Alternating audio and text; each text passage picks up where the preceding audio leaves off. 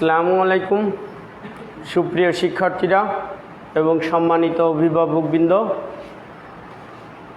জিন্নানগর secondary school online class এর পক্ষ থেকে শুভেচ্ছা ও স্বাগতম। সুপ্রিয় নবম দশম শ্রেণীর শিক্ষার্থীরা, আমি গত কয়েকটি পর্বে পরিমিতির 16তম অধ্যায় এর সূত্রাবলী এবং কিছু অঙ্ক নিয়ে আলোচনা করছিলাম। তারই ধারাবাহিকতায় আজ 16.2 আমি কাজ করব 5 নম্বর অঙ্কটা নিয়ে। তাহলে আমরা এখন 5 নম্বর অঙ্কটা পড়ে দেখি যে কিভাবে কাজ করতে হবে। একটি বর্গক্ষেত্রের পরিসীমা একটি আয়তক্ষেত্রের পরিসীমার সমান। আয়তক্ষেত্রের দৈর্ঘ্য প্রস্থের 3 গুণ, ক্ষেত্রফল 768 বর্গমিটার হলে প্রতিটি 40 সেন্টিমিটার বর্গাকার পাথর দিয়ে বর্গক্ষেত্রটি বাঁধাতে মোট কতটি পাথর লাগবে সেটা আমাদের বের করতে হবে। তো সুপ্রিয় শিক্ষার্থীরা, তাহলে আমাদের প্রথম কাজ করতে হবে আয়তক্ষেত্রের দৈর্ঘ্য প্রস্থের যে 3 গুণ বলা আছে এইটা নিয়ে কাজ করতে হবে। তাহলে অঙ্ক নাম্বার আমাদের 5। মনে করি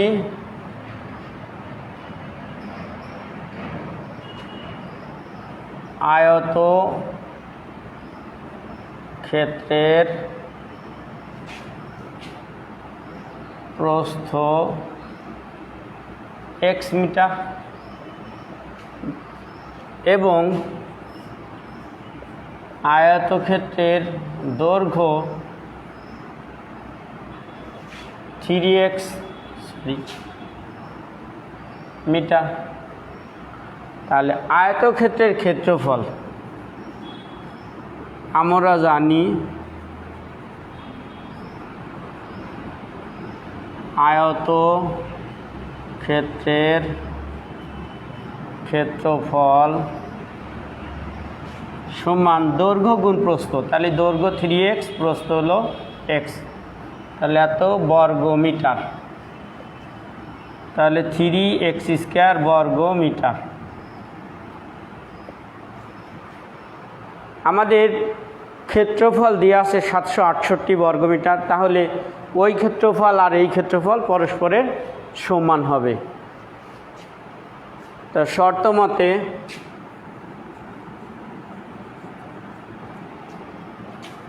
(3x² সমান 768 বা x² সমান 768/3। তাহলে এটা আমাদের ক্যালকুলেটরে কাজ করতে হবে। 768/3 256 হয়। তাহলে আমরা উপরের অংশ মুছে দেব।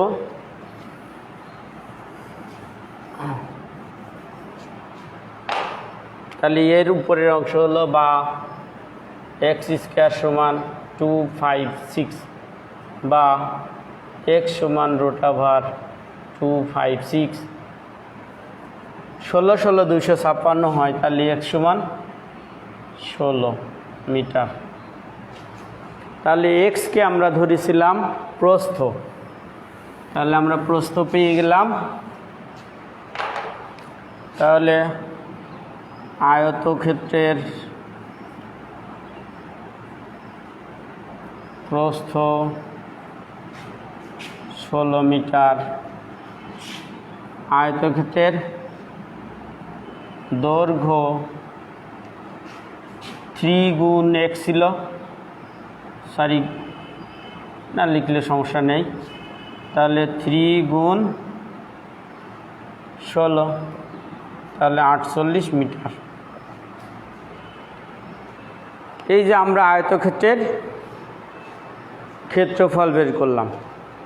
এখন আমাদের আয়তক্ষেত্রের দৈর্ঘ্য পেলাম, প্রস্থ পেলাম, আয়তক্ষেত্রের পরিসীমা নির্ণয় করতে হবে।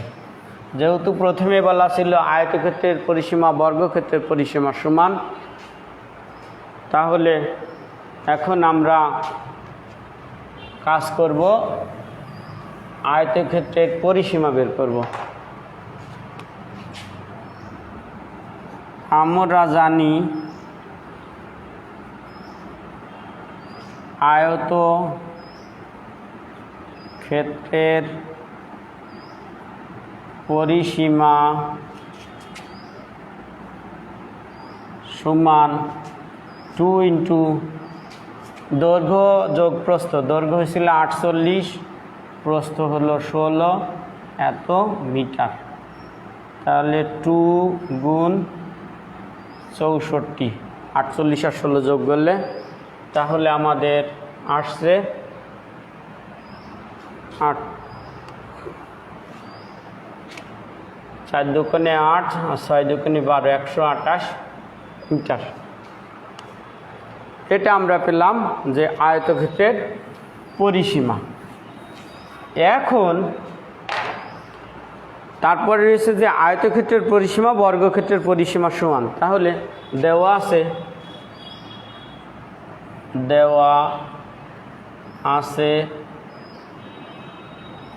আয়তক্ষেত্রের পরিসীমা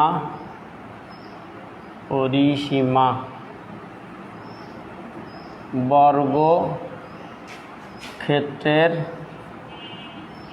সমান। তাহলে আয়তক্ষেত্রের পরিসীমা পেয়েছিলাম 128, তাহলে এটা এখন আমাদের বর্গক্ষেত্রের পরিসীমা।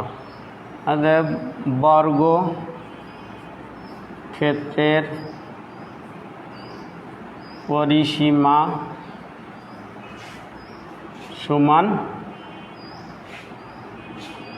128 মিটার।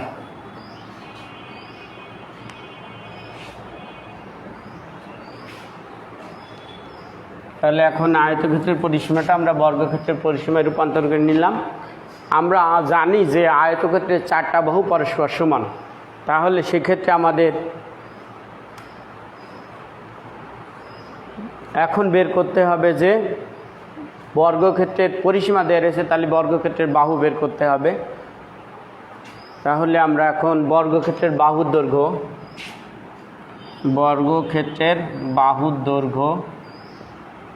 তাই এক বাহুর দৈর্ঘ্য লিখি। এক বাহুর দৈর্ঘ্য সমান 128/4 মিটার। তাহলে কত? 32 মিটার হয়। এখন আমাদের বর্গক্ষেত্রের ক্ষেত্রফল নির্ণয় করতে হবে। তাহলে আমরা এই পর্যন্ত মুছে দিই।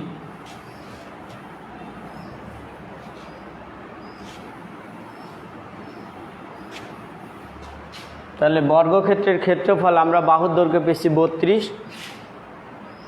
আমরা জানি বর্গক্ষেত্রের ক্ষেত্রফল সমান বাহু স্কয়ার। তাহলে আমরা 32 তার স্কয়ার এত বর্গ মিটার। 32 গুণ করলে 1024 হয় সম্ভবত। 32 গুণ 32, হ্যাঁ 1024, 1024 বর্গ মিটার। এরপরে ছিল যে ওই বর্গক্ষেত্রটি বাঁধাতে কতটা পাথর লাগবে সেটা, সেক্ষেত্রে প্রতিটি পাথরের বর্গাকার পাথরের দৈর্ঘ্য দেওয়া রয়েছে। তাহলে এখন আমাদের কাজ হলো ওই বর্গাকার পাথরের ক্ষেত্রফলও বের করতে হবে। আবার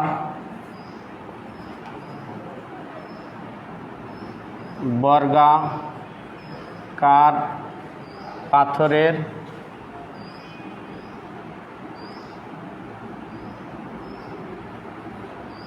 এক বাহুর দৈর্ঘ্য 40 সেন্টিমিটার। তাহলে 40 সেন্টিমিটারে আমরা মিটারে নিয়ে যাব, তাহলে 100 দিয়ে ভাগ। আমরা জানি 1 মিটার সমান 100 সেন্টিমিটার। তাহলে 40 ভাগ 100, সেক্ষেত্রে 0.4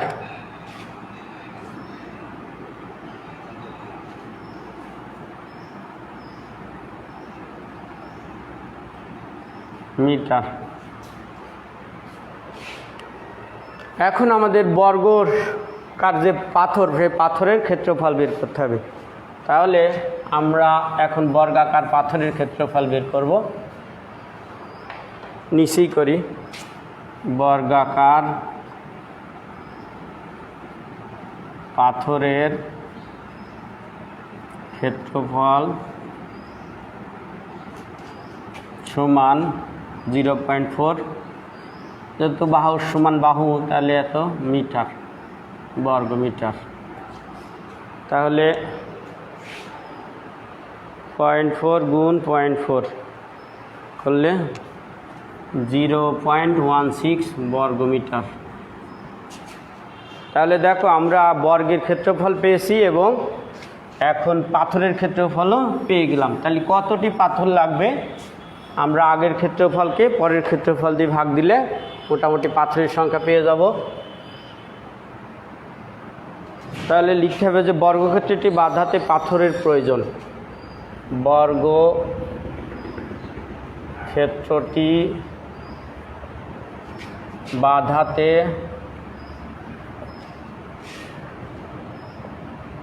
পাথর লাগবে সমান আগের ক্ষেত্রফল 1024/0.16। সেক্ষেত্রে আমাদের কত হয় দেখি, তাহলে 1024 ভাগ 0.16, 6400টি। এই যে আমাদের কতটা পাথর লাগবে সেটা নির্ণয় করতে বলছিল, আমরা সে অঙ্কটাও করে কাজ করতে পারলাম। এখন আমরা এই যে গত ক্লাসে কাজ দিছিলাম 6 ও 7 নাম্বার, সেক্ষেত্রে বলে দিছিলাম যে 6 নাম্বার অঙ্কটা আমাদের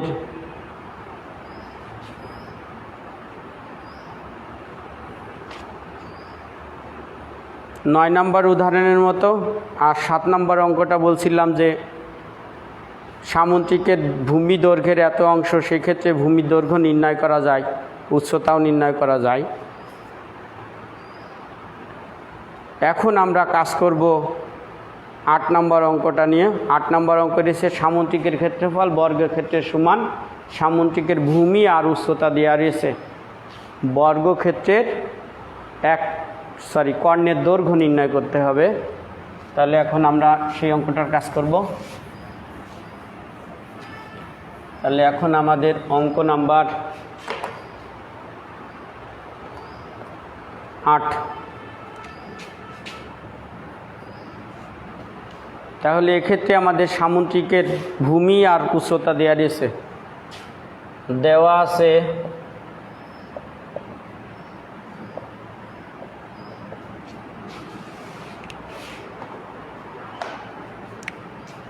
সামুদ্রিকের ভূমি 125 এবং উচ্চতা 100।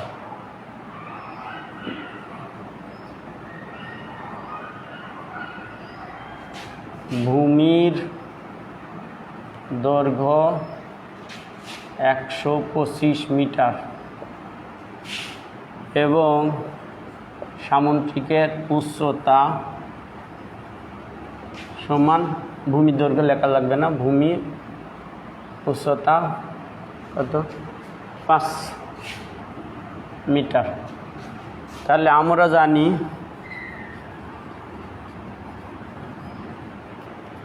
সামুদ্রিকের ক্ষেত্রফল সমান ভূমি গুণ উচ্চতা। তাহলে ভূমি 125, উচ্চতা 5,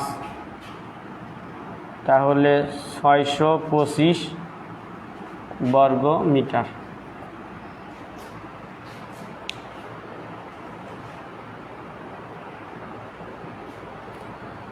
তা প্রথমে বলছিল যে সামুদ্রিকের ক্ষেত্রফল বর্গক্ষেত্রের সমান, তাহলে এক্ষেত্রে আমরা সামুদ্রিকের ক্ষেত্রফল পেয়ে গেলাম। এখন আমরা বর্গক্ষেত্রের ক্ষেত্রফল কিভাবে নির্ণয় করব সেটাও দেখব। তাহলে একটু চিত্র আঁকলে ভালো হতো, চিত্র না এঁকেও করা যায়, সেজন্য আমি সেই পন্থায় অবলম্বন করছি। তাহলে দেওয়া আছে, আবার দেওয়া আছে, বলা আছে সামন্তিকের ক্ষেত্রফল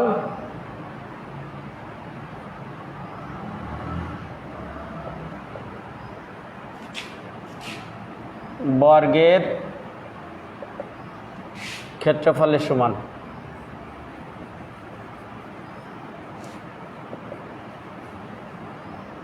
এই কথাটুকু না বলে দেওয়া রয়েছে, যার কারণে এখন এই সামন্তিকের ক্ষেত্রফলটা আমরা বর্গক্ষেত্রের ক্ষেত্রফলের সমান ধরতে পারবো।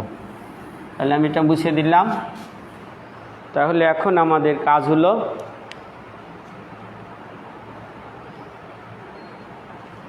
অতএব বর্গের ক্ষেত্রফল সমান 625 বর্গমিটার। এটা পেলাম আমরা বর্গের ক্ষেত্রফল। তাহলে এখন আমাদের বর্গের কর্ণের দৈর্ঘ্য নির্ণয় করতে বলেছে। তাহলে আমরা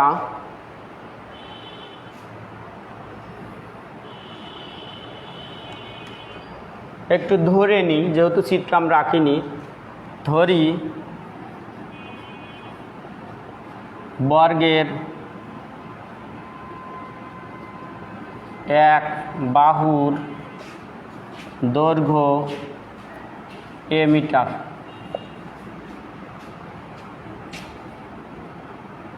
তাহলে বর্গের ক্ষেত্রফল বা বর্গক্ষেত্রের ক্ষেত্রফল, বর্গক্ষেত্রের ক্ষেত্রফল a গুণ a বর্গ মিটার। এ গুণ এ দিলাম কি জন্য? যে বর্গের জানি যে প্রত্যেকটা বাহুর দৈর্ঘ্য সমান, সেক্ষেত্রে ক্ষেত্রফলও বাহু গুণ বাহু হবে।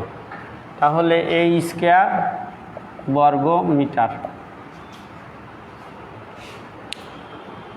এখন আমরা এই ক্ষেত্রফল সমান এই ক্ষেত্রফল লিখতে পারবো। তাহলে এখন আমরা লিখব যে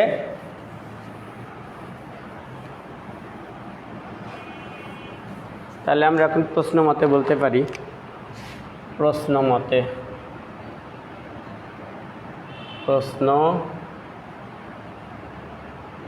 মতে তাহলে a স্কয়ার সমান 625 বা a সমান কত,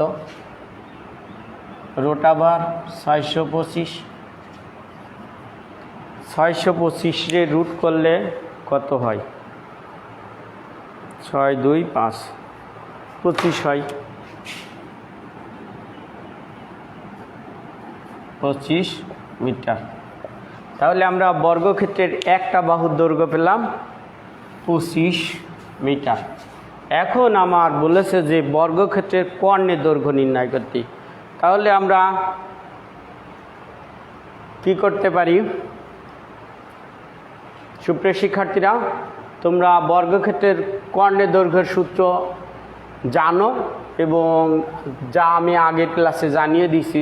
তাহলে এখন আমরা সেই সূত্র হিসাবে ব্যবহার করব। আমরা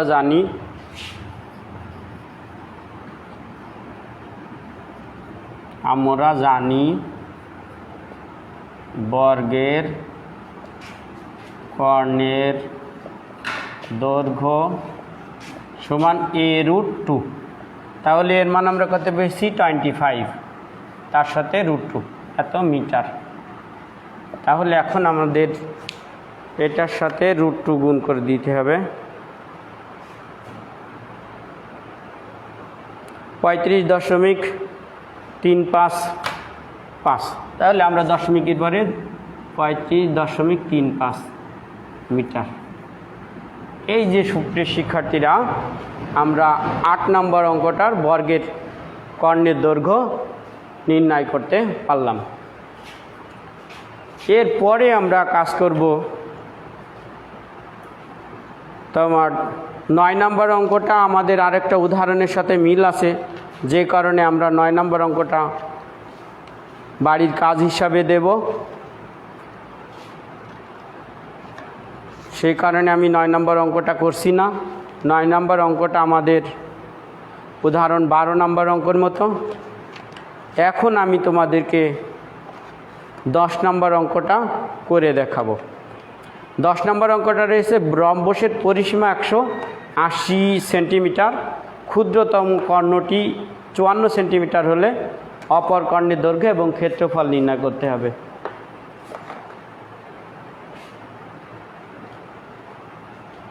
তাহলে আমি বোর্ড মুছে দিলাম। এখন আমরা পরের অঙ্কটা নিয়ে কাজ করব। 10 নম্বর অঙ্ক নিয়ে কাজ করব নাম্বার 10। তাহলে সেক্ষেত্রে আমাদের রম্বস একটা চিত্র আঁকতে হবে। তাহলে আমরা চিত্রটা এখানে আঁকার একটু চেষ্টা করি, যদিও হাতে আঁকছি তারপরেও একটু চেষ্টা করতে হবে। এটা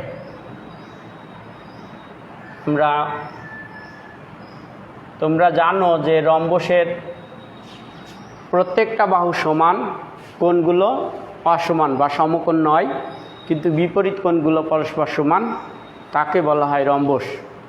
তাহলে আমরা নাম দিই এ বি সি ডি। আমাদের এসি একটা কর্ণ আর বিডি একটা কর্ণ। আরেকবার বলে রাখি যে এই রম্বসের কর্ণদ্বয় আবার পরস্পরে সমদ্বিখণ্ডিত হয়। তাহলে আমরা এই ও বিন্দুতে সমদ্বিখণ্ডিত হয়, এটা মনে রাখবেন। এখন তাহলে আমাদের পরিসীমা দেওয়া রয়েছে, ক্ষুদ্রতম কর্ণ দেওয়া রয়েছে। ক্ষুদ্রতম কর্ণ তোমরা কিন্তু দেখতে পাচ্ছ বিডি, আর বৃহত্তম কর্ণ হলো এসি। এখন আমাদের এই বৃহত্তম কর্ণ নির্ণয় করতে হবে এবং ক্ষেত্রফল নির্ণয় করতে হবে। তো সুপ্রিয় শিক্ষার্থীরা, তাহলে এখন চিত্রটা তো দেওয়া ছিল না, এখন আমরা চিত্রটা বর্ণনা করব। একটু মনে করি এ বি সি ডি একটি রম্বস।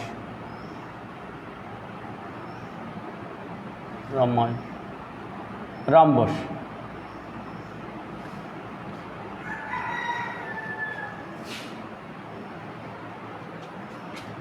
এসি ও বিডি দুটি কর্ণ, যা ও বিন্দুতে পরস্পর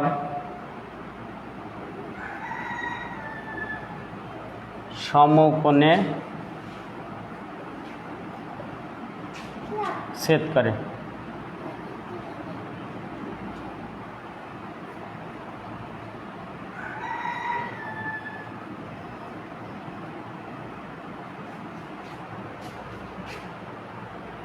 তাহলে এখন আমরা রম্বসের একটা বাহু,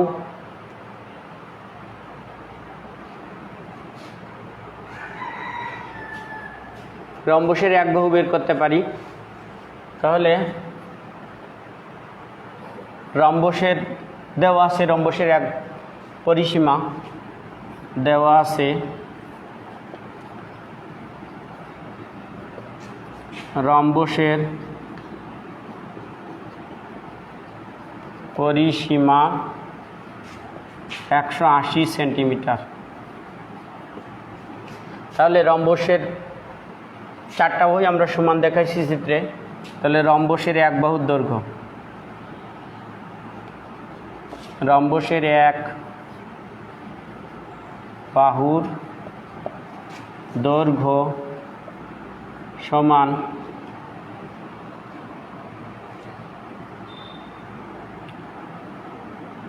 আমরা এ বি সমান বিসি সমান সিডি সমান ডিএ। তাহলে 180/4। তাহলে সেক্ষেত্রে আমরা পাবো 180-কে 4 দিয়ে ভাগ করলে 180 ভাগ 4 করলে 45 সেন্টিমিটার। সুপ্রিয় শিক্ষার্থীরা, তোমরা এতটুকু যে রম্বসের বর্ণনা করলাম, যেহেতু রম্বসের চিত্র আঁকা ছিল না, পরিসীমাটা আমাদের দেওয়া ছিল, সেখান থেকে রম্বসের আমরা একটা বাহুর দৈর্ঘ্য নির্ণয় করে নিলাম। এখন আমরা এই যে কর্ণ, একটা কর্ণ দেওয়া ছিল, সেই কর্ণ থেকে আমরা কর্ণের অর্ধেক করে নেব। তো দেখি কতটুকু সমাধান করতে পারি। এখন দেখো আমাদের ক্ষুদ্রতম কর্ণটা দেওয়া ছিল বইতে, তাহলে রম্বসের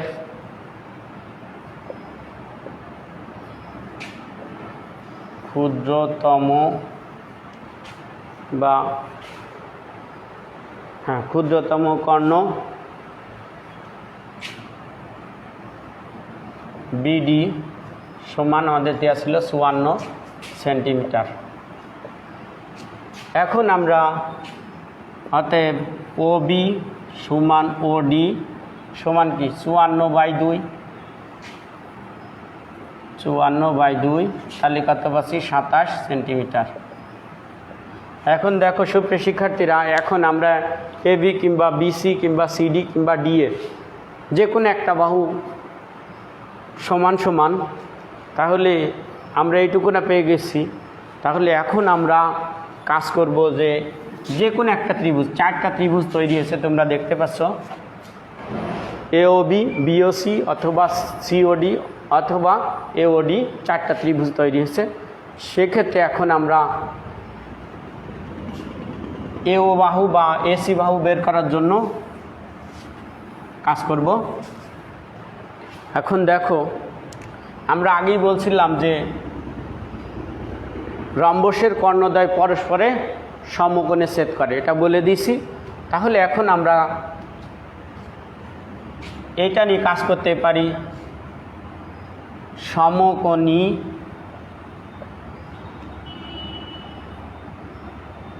ত্রিভুজ এ ও বি এ। তাহলে আমাদের এ বি স্কোয়ার সমান B O square plus C O square, তাহলে এ বি স্কোয়ার সমান O B square plus O A square. আমরা কোন নিয়মে করলাম? পিথাগোরাসের সূত্র অনুযায়ী, পিথাগোরাসের সূত্রানুযায়ী এটা করলাম। তাহলে বা আমরা এ বি পাইছিলাম 45 তার হোল স্কোয়ার সমান ও বি পাইছিলাম 27 তার হোল স্কোয়ার প্লাস ও এ তার হোল স্কোয়ার। বা 45 গুণ করলে কত হয়? 45 গুণ 45 20 25, 27 গুণ করলে কত হয়? 27 গুণ 27 729, তাহলে 279 প্লাস ও এ তার হোল স্কোয়ার। বা এখন ও এ স্কোয়ার প্লাস আমরা কাজ করব 729 সমান 2025। বা আমাদের বের করতে হবে ও এ স্কোয়ারের মান, তাহলে 2025 বিয়োগ 729। এখন আমরা উপরের টুকুনা বুঝিয়ে দিলাম, তোমরা নিশ্চয় তার আগের কাজটুকু করেছো। এইবার বা ও এ স্কোয়ার 1025 থেকে 729 বিয়োগ করব,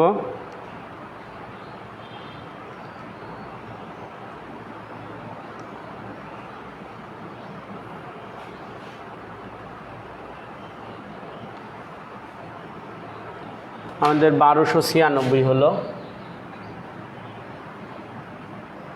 বা ও এ সমান √129 বা OA, and 1296 রুট করতে হবে আমাদের, রুট ওভার 1296 36 হয়, 36 সেন্টিমিটার। দেখো সুপ্রিয় শিক্ষার্থীরা, আমরা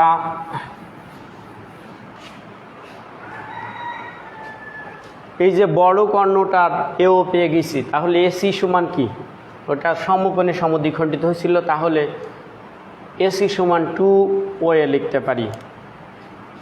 অতএব AC সমান 2 গুণ OA, তাহলে 2 গুণ 36, তাহলে 72 সেন্টিমিটার। দেখো আমরা অপর কর্ণের দৈর্ঘ্য বের করতে বলছিল, অপর কর্ণের দৈর্ঘ্য আমরা 72 সেন্টিমিটার বের করতে পেরেছি। এখন আমরা ক্ষেত্রফল নির্ণয় করতে বলেছে, তাহলে আমাদের কর্ণ বেরিয়ে গেছে, এখন এই রম্বসের ক্ষেত্রফল বের করতে হবে। তাহলে আমরা জানি রম্বসের ক্ষেত্রফল সমান কর্ণদ্বয়ের গুণফল।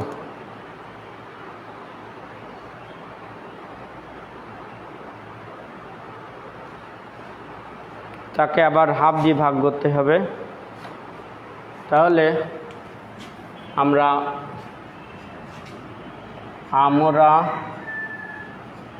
জানি রম্বসের ক্ষেত্রফল সমান হাফ ইন্টু কর্ণদ্বয়ের গুণফল। একটা কর্ণ ছিল AC আর একটা কর্ণ ছিল BD, তাহলে হাফ। ACর মান পেলাম আমরা 72 আর BDর মান ছিল 54, তাহলে 36। এখন 54 আর 36 গুণ করলে কত হয়, 54 গুণ 36 করলে 1944, 1944 বর্গ সেন্টিমিটার। দেখো সুপ্রিয় শিক্ষার্থীরা, আমরা 10 নম্বর অঙ্কটাও করে শেষ করলাম, যে রম্বসের অপর কর্ণের দৈর্ঘ্য এবং বের করতে বলছিল ক্ষেত্রফল। এখন আমরা একটি বাড়ির কাজ দেব। বাড়ির কাজটা হলো যে আমি ক্লাসের মাঝে বলছিলাম যে 9 নম্বর অঙ্কটা আমাদের 12 নম্বর উদাহরণের মতো।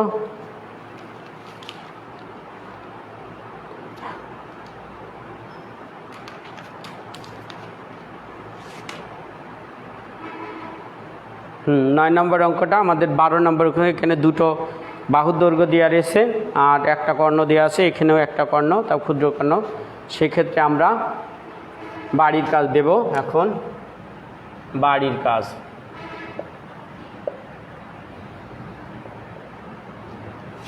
অনুশীলনী 16.2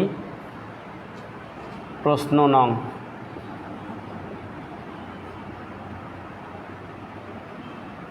প্রশ্ন নং কত? আমাদের 9 নম্বর প্রশ্ন।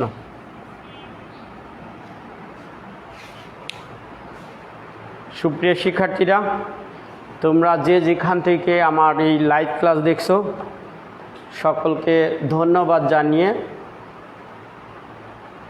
এবং করোনার এই মহামারীতে নির্দিষ্ট দূরত্ব বজায় রেখে চলাফেরা করবে, এই বলে আমি আমার ক্লাস শেষ করছি। ধন্যবাদ সবাইকে।